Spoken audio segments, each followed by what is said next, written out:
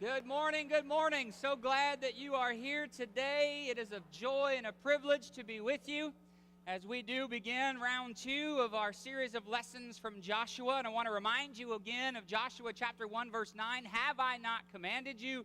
Be strong and courageous. Do not be frightened and do not be dismayed, for the Lord your God is with you wherever you go. Joshua is told by God to be strong and courageous because of one thing and one thing only, because there's work to do. Because there is work to do. He has a mission for Joshua to accomplish. And I have a question for you as we get started this morning. It's a question, to be honest, that I have been thinking about a lot lately. It's one that I try to ask on a regular basis, not only of myself, but of us as a congregation. And it is simply this: is the Beltline Church of Christ on mission for God?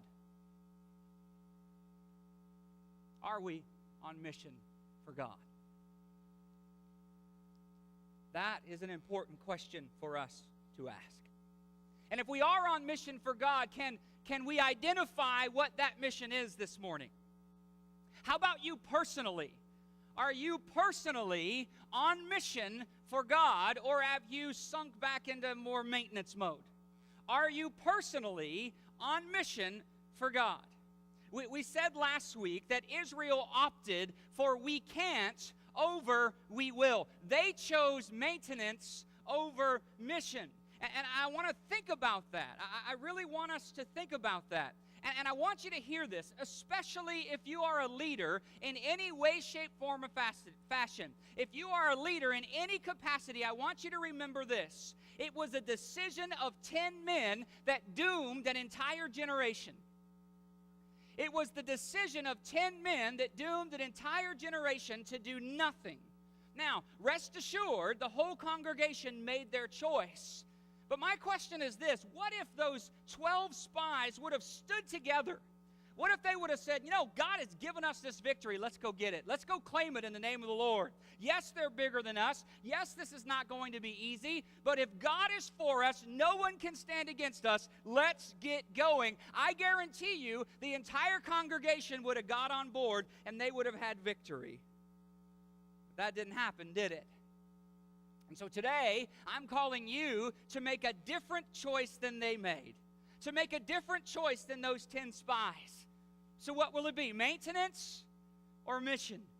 Now, before you answer, what I want to do today is I want to share with you what it looks like if we choose maintenance, and I want to share with you what it looks like if we choose mission, so that you can have a full understanding of what I'm picking when I make the decision that I'm going to make. So here's the first thing I want you to see. If we choose maintenance, here's what I want you to see. If we choose maintenance, we will be a church full of conflict. It's guaranteed. If you and I decide not to go on mission for God and instead just try to maintain, I can guarantee you right now, we will be a church full of conflict. Because maintenance mode invites conflict. We said this a few weeks ago. I want to say it again. The seeds of sin are sown, are born during seasons of spiritual stagnation. All right? I like all the S's. The seeds of sin are sown in times of spiritual stagnation. Wow, that's an alliteration if I ever saw one, right? But think about it. It's when I am in maintenance mode that I find myself getting into sin. And you know what? In maintenance mode, people get really fired up when things are not maintained the way they think they should be maintained. I mean, after all, we've been maintaining it this way for generations. Who are you to come in and try to maintain it a different way? Conflict is guaranteed in maintenance mode. Let me explain. Let me show you. Go with me to the book of Numbers. Numbers chapter 16. Here's what happens to the Israelites after they choose maintenance over mission. There's this little thing in Numbers 16 called Korah's rebellion. Do you remember this? Korah and his crew come up and they say to Moses, hey, you're not the only one that talks to God here. There's others of us that are just as holy. In fact, the whole congregation is holy. What right do you have to be in charge? And God says, okay, Well, the next morning, let me show you what happens. But here's this conflict that begins to develop between Korah and his people against the leadership of Moses. Why? Because they have no mission. They're walking around in circles. They're doing nothing. And so that's what happens in maintenance mode. People start picking and fighting and going that way at each other. We could look a little bit further into Numbers chapter 21. And we see what happens in maintenance mode. The people begin to gripe. They begin to whine. They begin to moan. And so God says, all right, let me send some snakes among you, start biting you, people start dying. And had it not been for the grace of God lifting up the brazen serpent that when they looked upon, they didn't die from snake bite, they would have been annihilated far earlier than 40 years later. This is what happens in maintenance mode. And Numbers 25, after the incidents with Balaam and Barak and all of that, we see them whining and complaining. And not only that, we see them begin now to worship other gods. This god named Baal that the people around them were worshiping. They start worshiping him too. This is what happens in maintenance mode. Conflict, fighting, backbiting, all of it. Here's a second thing that happens in maintenance mode. We're not going to be growing, and we're not going to be going anywhere. Like Israel, we'll be marching around in circles, going nowhere fast. We'll be just another church with potential. But I'm here to tell you this morning that God hasn't called us to be a church of potential. He's called us to be a people who are potent for Him, who are out there making a difference, who are on mission and marching and doing the things that He wants us to do. Hear me now. This didn't originate with me, but I love this. I want you to really concentrate on these words. Church was never meant to be safe. Church was never meant to be comfortable or predictable. God isn't any of those things. Church is supposed to arrest our pride. Church is meant to crush our selfishness. Church was created to carry our heartache and comfort our affliction. Church is where we find community, express compassion, and engage in mission. And none of that happens in maintenance mode. Not one of those things happen when we choose to just keep on keeping on doing this little marching thing without going on mission for God. Third thing that happens in mission maintenance mode is that we will not be doing anything great for the cause of Jesus Christ. And I know about you, but I want to do something great for Him. How about you? I hope that's not just me. Because could the mission of Jesus Christ be any bigger? Could it be any bigger? It really couldn't, could it? He literally calls us into our world to impact it for His glory. He doesn't call us to sit in our air-conditioned and heated church buildings and sing about how great He is. He has called us into His world with a mission and with a message. But if we can be honest this morning, it is very easy for us as Christians. We have a way of just kind of crouching into our own little cultures. We get into our own little cliques, our own little world, instead of penetrating the culture that we live in with the good news of Jesus Christ. That's what happens in maintenance mode. And here's the fourth thing that happens in maintenance mode. We could talk about many more. We're going to leave it at 4 today. If we choose maintenance mode, frustrations are going to mount up. Frustrations are going to mount up, especially among those who aren't satisfied with the same old, same old. And typically, that will be our younger people. They will walk away from maintenance mode, and those that do stay will be so spiritually weak or so spiritually dead that they will just go through the motions and they'll turn their passions to other things, coaching their team or whatever else is out there. That's what happens in maintenance mode. I mean, after all, would you keep going to Burger King if they didn't have any beef? How long would you sit in a movie theater if the screen never lit up? Do you line up for gas where the station's fuel tanks are empty? Of course you don't. And here's what I've found, and you check me on this. Here's what I've found. People vacate churches where God is not obviously present and obviously working. Thankfully, I don't see that among us here. And so don't misunderstand me today. I don't see that, and I'm thrilled and I'm thankful. But here's my point. We cannot stop. We cannot back down. We cannot retreat into maintenance mode. We cannot rest. We can't. Because the minute we do, those four things are going to come roaring back into this church. Conflict, nowhere fast, nothing great for God, and frustrations. We cannot be a church that chooses maintenance for 1 minute of our existence, because God has called us into our world, again, with a mission and with a message. So, let's talk about now, well, before I get there. As we walk through those things, do you see that that's exactly what's going on in so many churches throughout this world? Those four things I just mentioned, looks like a picture of so many churches. Too many churches have become known for their conflict. They have become known for what they don't do more than what they actually accomplish for the Lord. And so many churches are seeing a mass exodus of their young people who've had enough of maintenance and are longing and begging to do something that is relevant, that has meaning beyond the here and now. We have people who are passionate about just about everything but the things of God. Have you noticed that? That's what happens in maintenance mode. Whether it's congregationally or whether it's personally, that's what happens. Now, let me share with you what happens if we choose mission. If we choose mission, some very significant things will happen. Number one is this. We're going to move from conflict to conquest. I like that a lot better. How about you? From conflict to conquest.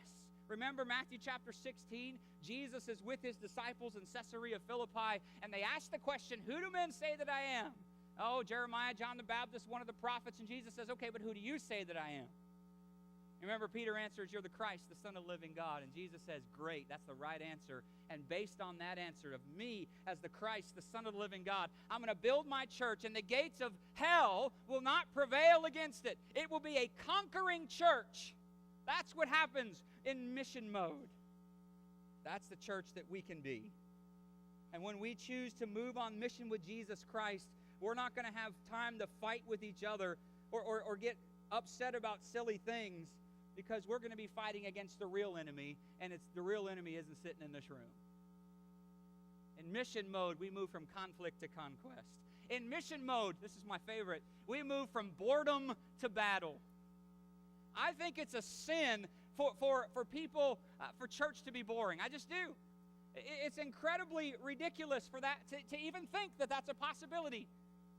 Because if we understand the mission of Jesus, if we understand what he's called us into, it should never be that. Maintenance mode is the same thing over and over and over, but I don't know about you, but I'm not into keeping house for the Lord. That's not my job. But I want you to get this today. Here's what I'm after. Here's what I want. I want a real encounter with the living God. Because a real encounter with the living God changes everything. It changes everything. And that's what happens when we choose to go on mission with God. We get to encounter the living God on a regular basis. We get to see him come through as we step out in faith for him. We get to see him do these incredible, amazing things, faith-building things right there for us as we move out on mission for him. And when we encounter the living God, there's a couple things that happen. Number one, the Lord is magnified. We're not magnified because it's not about us. But when I encounter the living God, when I see him working and moving, and I have this magnification going on, that's what happens. He is glorified, and he gets all the glory. It reminds me of Matthew 5 when he says, do these things so that your Father is glorified, not yourself. And the second thing that happens when I encounter the living God is that my ego, my sin, and my burdens are put in their rightful place when I encounter the living God. That's what a church on mission looks like. Conflict to conquest, boredom to battle. How about this one? Number 3, we'll move from safety to significance. I remember the parable of the talents in Matthew chapter 25. 3 men are given the opportunity of a lifetime, more money than they'll ever see in their lifetimes. And 2 of them say, man, I'm going to make the most. I'm going to go on mission. I'm going to invest. I'm going to do. And both of them double their money. And then there's the 1 talent, still given the opportunity of a lifetime. But he buries that talent. He says, it's better to be safe than sorry. And the lesson that I learned from him is that self-preservation kills. Self-preservation kills. But look at the 5-talent guy. He takes the opportunity and he makes the most of it. He does something amazingly significant with what was entrusted to him. And God calls us to do the same as his church. To do something amazingly significant with what he's blessed us with. Number 4, not only will we move from safety to significance, we'll move from whining to winning.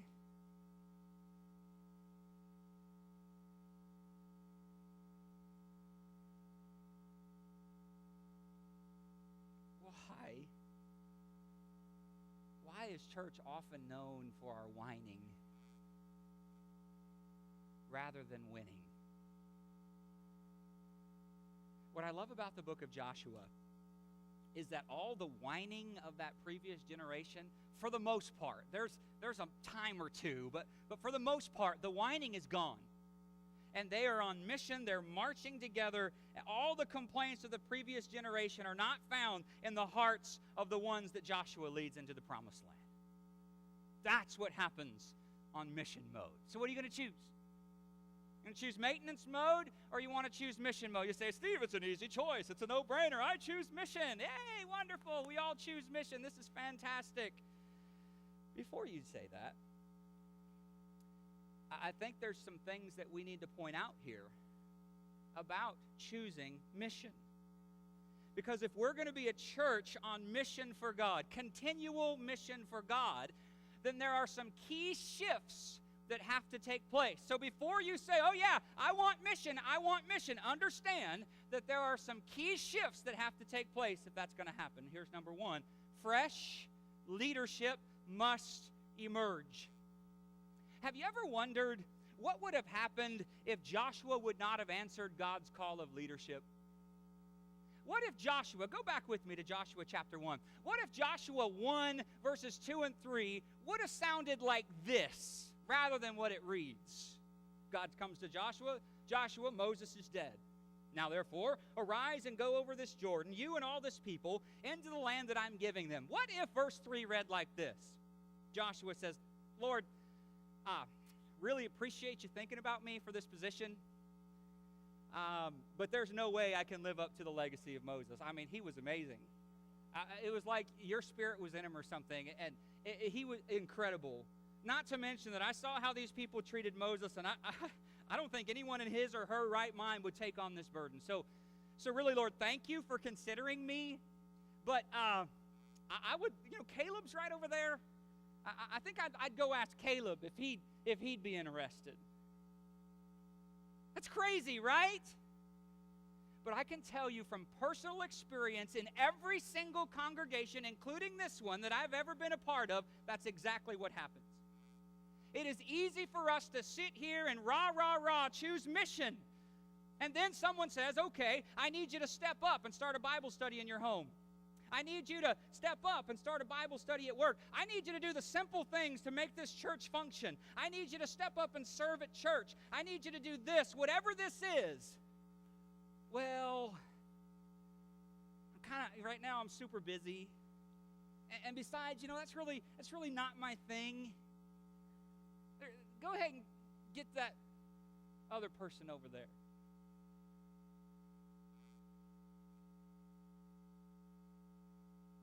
So many people pass over opportunity after opportunity after opportunity to lead others in a powerful way, to make an impact for the kingdom of heaven, to bear fruit, to truly be a disciple of Jesus. And it seems that so many people seem to have no problem whatsoever that the whole of their Christian life revolves around 45 minutes on Sunday. Fresh leadership must arise. Now, please don't misunderstand. I am not implying in any way that the leadership we have isn't good enough. Far from it. If you are hearing that, then you are not hearing me. What I am saying is that we can't be a church where half choose mission and half choose maintenance. Fresh leadership must arrive. Leadership at home, leadership at your workplace, leadership at school, leadership in your church, leadership in the youth group, leadership in every possible way must emerge. And this leadership, please understand, that's why we started this with Joshua chapter 1, verse 9. You're going to have to be strong. You're going to have to be courageous. And please understand that God doesn't call you to be strong and courageous so that you can go along with everybody else. He says, I want you to be strong and courageous and careful to obey God. Not man, but God.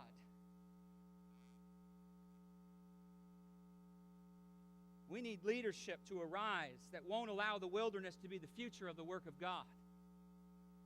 We need leadership from men and women who are not going to spend one more second on a dead-end road that leads nowhere, but with every breath that they have will call, will encourage, and will lead people back on the road that leads to eternal life. And this leadership will have to be willing, listen to me now, this leadership will have to be willing to take abuse from the very people that they're trying to lead. People who should know better, yes, but people who have become very comfortable in the wilderness, very comfortable in maintenance mode. This fresh leadership is going to have to be willing to stand alone if need be. They're going to have the courage to bring their new and fresh ideas to the table and not quit when other people say it'll never work or it's never been done that way before. They're going to need to be so fully committed to Jesus that it won't matter what people say about them, because they will, and it won't matter what people try to do to shut them up, because their confidence is in the Lord, not anyone or anything else. This leadership's going to need to be willing to say, call me whatever you want. Talk about me in any way that you want behind my back. Fight against the things that I'm trying to accomplish for Jesus. Do what you want. Do your worst. But I will not back down. I will not quit from the high call of God in my life. I won't slow down. You're going to fight. You're going to lose this battle. Fresh leadership needs to be willing to say, I'm not ashamed of the gospel of Jesus Christ, for it is the power of God unto salvation to everyone who believes. Leaders, we have been given a God-sized mission, so you're going to need God-sized courage. I love this. This statement I'm about to make comes from a woman named Kristen Kane. It drives me. I love what she says. The purpose of life is not to arrive at death safely. When did that become the American dream? The purpose of death is not to arrive at death safely. God is looking for a generation that would dare to trust Him to do incredible things in and through their lives. Yes, yes, yes, and 1,000 times yes. So, still want to choose mission? Because you can't choose mission and keep your maintenance mentality. You can't choose mission and then leave all the work to somebody else.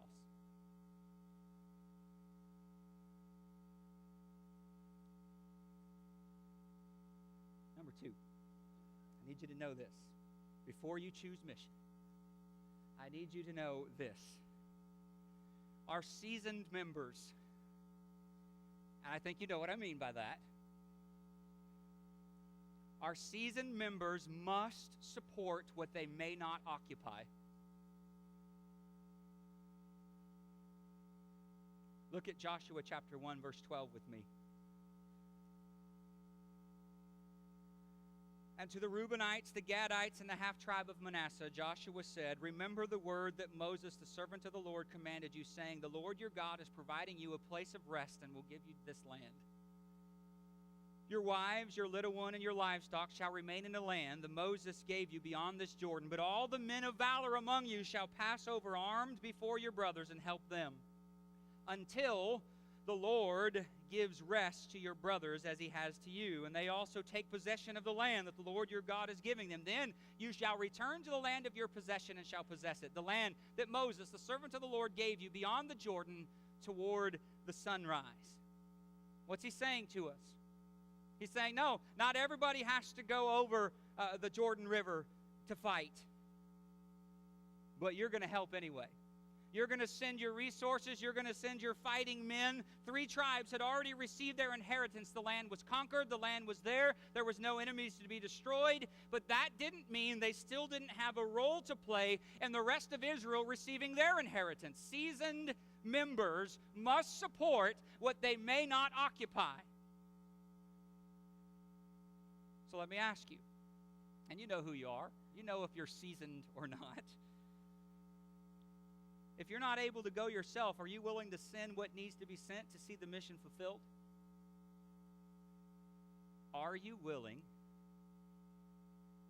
to support what you may not occupy? Now, please understand, this doesn't mean that you don't have to participate. It doesn't mean that you get to retire from following the Lord. No, here's what I pray about our seasoned saints who are here today. I pray that God is raising up a generation of Calebs. Listen to what God says to Caleb in Numbers 14. But my servant Caleb, because he has a different spirit, because he has a different spirit and has followed me fully, I will bring him into the land into which he went, and his descendants will possess it. What does it mean that Caleb had a different spirit? Go to Joshua 14 and we find out, I believe. Joshua 14 verse 6, take a look. What was different about Joshua than everybody else? We find it right here in verse 6. Joshua 14 verse 6. Then the people of Judah came to Joshua at Gilgal, and Caleb, the son of Jephunneh, the Kenizzite, said to him, you know what the Lord said to Moses, the man of God, in Kadesh Barnea, concerning you and me. I was 40 years old when Moses, the servant of the Lord, sent me from Kadesh Barnea to spy out the land, and I brought him word again as it was in my heart. But my brothers who went up with me made the heart of the people melt, yet I wholly followed the Lord my God. And Moses swore on that day, saying, surely the land on which your foot has trodden shall be an inheritance for you and your children forever, because you have wholly followed the Lord my God. And now, behold, the Lord has kept me alive, just as he said, these 45 years. He's 85 years old now. Since the time that the Lord spoke this word to Moses while Israel walked in the wilderness, and now, behold, I am this day 85 years old. I am still as strong today as I was in the day that Moses sent me. My strength now is as my strength was then, for war and for going and coming. So now give me the hill country of which the Lord spoke on that day. And you heard on that day how the Anakim were there with great fortified cities. It may be that the Lord will be with me, and I shall drive them out, just as the Lord had said. Wow. As you read those verses, what name appears over and over and over and over? The Lord, the Lord, the Lord, the Lord, the Lord. 9 different times. That's who was on Caleb's mind. That's who was in Caleb's heart. What caused him to have a different spirit? He centered his mind on the Lord, not on the inheritance, not on retirement, not on the glory days of the past. He centered his mind on the Lord and his mission. Seasoned saints, I'm calling you to do the same. He wasn't going to slow down. He wasn't going to stop. He was going to continue to conquer in the name of the Lord until God called him home. And so I'm calling you today, seasoned saints, to adopt that different spirit that Caleb had. To do as Paul says in Colossians chapter 3, to set your mind on things above, not on 401ks, not on IRAs, not on any of those things, but to set your mind on things above. And if you choose to do that, you're going to have to do a couple things, seasoned saints.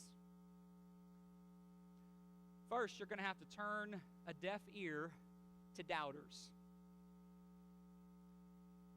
And there will be many who will look at the decisions that you make when you set your mind on things above and you go on mission for God and say, that's just the dumbest thing I've ever heard. Why would you do that? You're going to have to turn a deaf ear to that. You're going to have to ignore the naysayers. You're going to have to cover your ears when your friends or others who are pessimists start talking about how much better things were in the past. People have a right to say whatever they want, and you have the right to not listen and ignore them and get back on mission. I love this. Someone said, just because someone sings the blues doesn't mean you have to join the chorus. I don't know why, but it's my experience. I don't know if it's yours, but it's my experience that getting older either makes people better, more gracious, more loving, or it makes them downright cranky.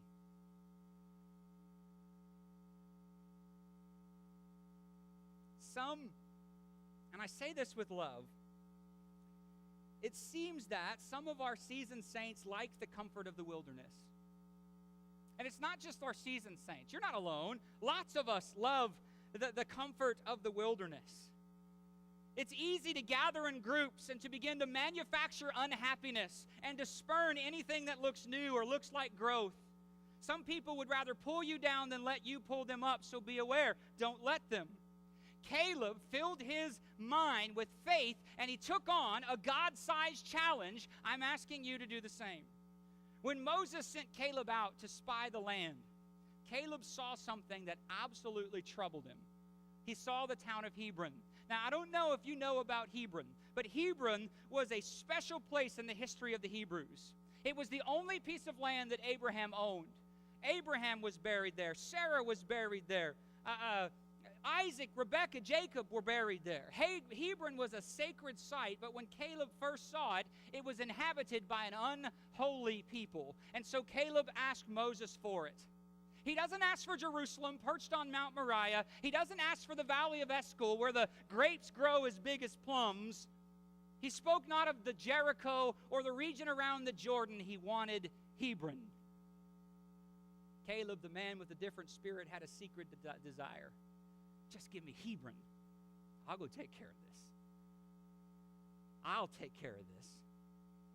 And the last sighting that we have of Caleb has him turning his face toward Hebron, where he went and did exactly what he promised to do.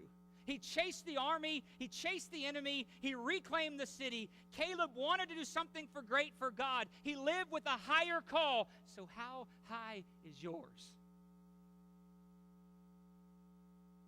Not only are you going to need to turn a deaf ear to doubters, I'm going to ask you to set your mind on a holy cause. Not on leaving an inheritance for your kids, as great as that can be. I'm going to ask you to set your mind on a holy cause, not just the comfort and greatness of your grandchildren. I'm going to ask every one of you, seasoned or not, to set your mind on a holy cause. Because when your problems are great, then your cause is too small. But when your cause is great, the problems begin to shrink. I recently read about a retired surgeon who takes regular medical mission trips to the remote jungles to treat the disadvantaged. He could literally spend every single day of his life in luxury and ease, playing golf and eating whatever he wants. But here's what he said: I need a cause greater than cable TV and Cadillacs. If I find my comfort, if I focus in on my comfort, nothing can satisfy me, he says. But when I focus on the concerns of God, I am a happy man. Immerse your mind in God thoughts. Turn a deaf ear to doubters. Set your mind on a holy cause. And let me say this. I know we're out of outline. Let me say this. If there comes a day when your ability diminishes and your strength is waning, and you are not able to do the work yourself, then help someone else go. Support what you may not occupy. We have so many young people who are desirous, ready to go on mission for God. Support them if you can't go yourself. But please, please, please, please, whatever you do, don't you dare be a stumbling block to them. Don't you dare be a discouragement to them.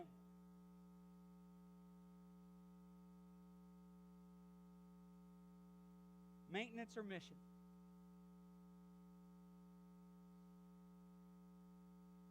What's it going to be? I choose mission.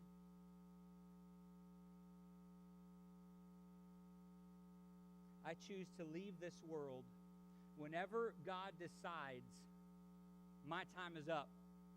I choose to leave this world climbing the hill of His work. I choose mission.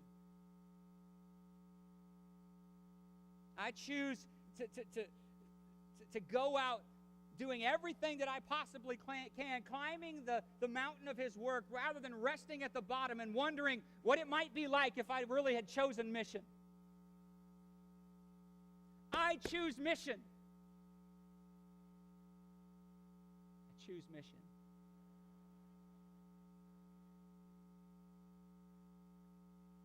I choose mission. What do you choose? Let's all stand together.